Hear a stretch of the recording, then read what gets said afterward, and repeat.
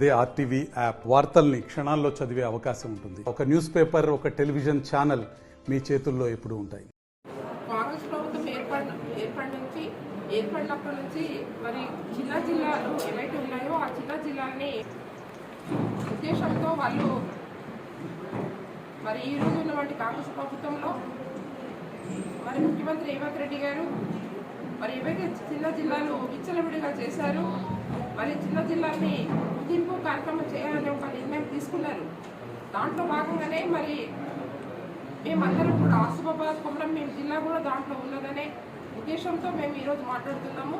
ఏదైతే చిన్న జిల్లాలు ఈరోజు జమీన్ కోసం పోరాటం చేస్తున్నామంటే మరి కొమరంభీం ఆ రోజు నైజాం సర్కార్ వాళ్ళతోని భూమి కోసం ముక్తి కోసం పోరాటం చేసుకొని మరి జిల్లాలు ఏర్పాటు చేసినప్పుడు మేము ఆ రోజు మరి కేసీఆర్ గారికి మరి సార్ మీరందరూ అన్ని జిల్లాలు ఇప్పుడు మంచిర్యాల జిల్లా కానీ మన నిర్మాణం చేసినప్పుడు ఆసిఫాబాద్ జిల్లా కూడా చేయాలి సార్, మరి ఈ ఆసిఫాబాద్ జిల్లాని మరి ఆదివాసీ జిల్లాగా మీరు ప్రకటించాలని చెప్తే మరి కేసీఆర్ సార్ గారు మరి ఆదివాసీ జిల్లాగా మరి కొమరంభీం పేరు పెట్టేసి చేయడం జరిగింది.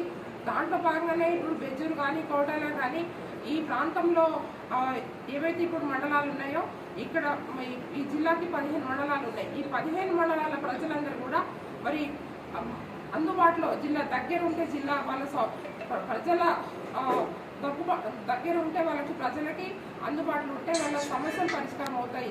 కాబట్టి ఈరోజు చిన్న జిల్లాలు చేసింది కూడా మరి ప్రజల అవసరాల కోసం నిమిత్తంగా చేయడం జరిగింది. కాబట్టి మరి ఏదైతే చేసిన తరుణంలో కూడా అభివృద్ధి చేయలేదని కాదు కదా. ఈరోజు జిల్లా కలెక్టర్ ఆఫీసులు అయిపోయినాయి, మెడికల్ కాలేజ్లు అయిపోయినాయి. ఎప్పుడైనా మెడికల్ కాలేజ్ మా జిల్లాకు వస్తుండేనా, మన జిల్లా ఏర్పాటు అవుతుండేనా?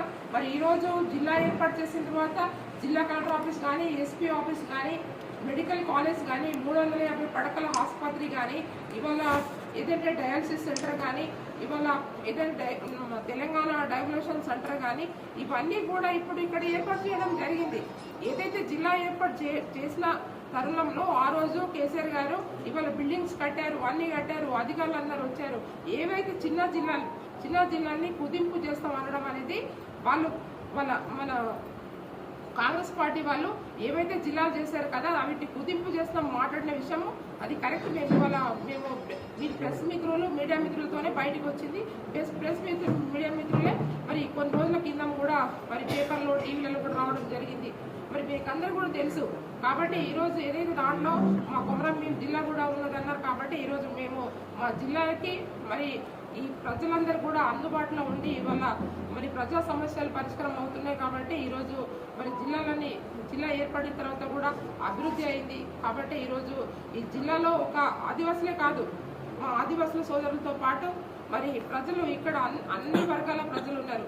అన్ని బీసీలు, ఎస్సీలు, మైనార్టీలు, తర్వాత మన ఓసీలు, మన తర్వాత ఆదివాసులలో అన్ని మన 12 తెగల్లో ఇక్కడ మనము 9 తెగల ఎస్టీ జనాభా ఉంది.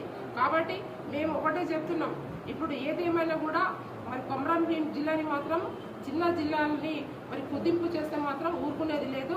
తప్పకుండా మేము పోరాటం చేస్తాం. తెలంగాణ రాష్ట్రం కోసం ఏ విధంగా పోరాటం చేసినామో మరి ఇక్కడ జిల్లా రావడం కోసం కూడా ఆ రోజు ప్రజలందరూ కూడా మరి తెలంగాణ రాష్ట్రాన్ని మేము సాధించుకున్న తరుణంలో మరి జిల్లా ఏర్పడిన తర్వాత మరి జిల్లాని తీయడానికి మాత్రం ప్రయత్నం చేస్తే మాత్రం ఊరుకునేది లేదు.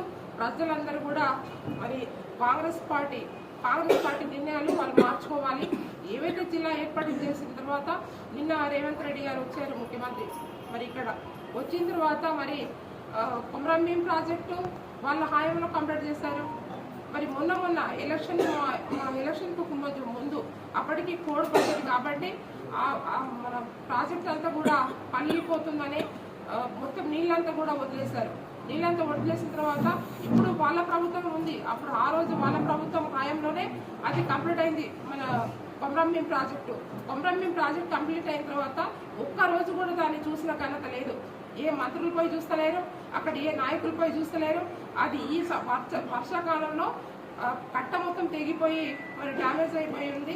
మరి ఆ కింద ఉన్నటువంటి మరి ఊర్లను కూడా కొట్టుకుపోయే పరిస్థితి ఉంది. మరి దాని గురించి మాట్లాడారు. మరి నిన్న రేవంత్ రెడ్డి గారు వచ్చిర్రు సీఎం గారు, మరి ఎందుకు మాట్లాడలేదు? కొమరం భీం ప్రాజెక్టు మరి డామేజ్ అయింది, దానికి ఇన్ని కోట్లు పెడతాం, మేము అచీవ్ చేస్తామని ఎందుకు మాట్లాడలేరు? ఇవాళ వాళ్ళు చేసిన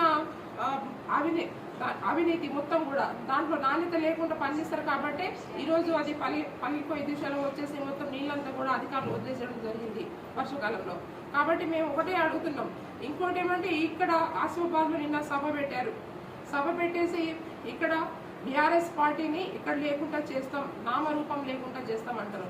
ఎట్లా చేస్తారండి? ఇవాళ ప్రజలపై తిరగండి, ప్రజలు ఏమనుకుంటున్నారో, ఇవాళ 6 గ్యారెంటీల కోసం ఏమంటున్నారో పోయి అడగండి. కాంగ్రెస్ నాయకులు అంట దమ్ము ధైర్యం ఉంటే అడగండి. ఇవాళ ఇక్కడ బీఆర్ఎస్ పార్టీ అభ్యర్థికి ఏవైతే మెజార్టీ వచ్చిందో 23,000 మెజార్టీ వచ్చిందో, 23 మెజార్టీకి కూడా ఇంకొక 5,000 మెజార్టీ కలిపేసి ఇక్కడ 30,000 మెజార్టీ మరి ఆసిఫాబాద్ నియోజకవర్గంలో మేము చూపెడతామని కాంగ్రెస్ నాయకులు మాట్లాడుతున్నారు. మరిన్ని వీడియోస్ కోసం ఛానల్ ని సబ్స్క్రైబ్ చేయండి, లేటెస్ట్ అప్డేట్స్ కోసం వాట్సాప్ ఛానల్ ని ఫాలో చేయండి అండ్ లింక్ డిస్క్రిప్షన్ లో ఉంది.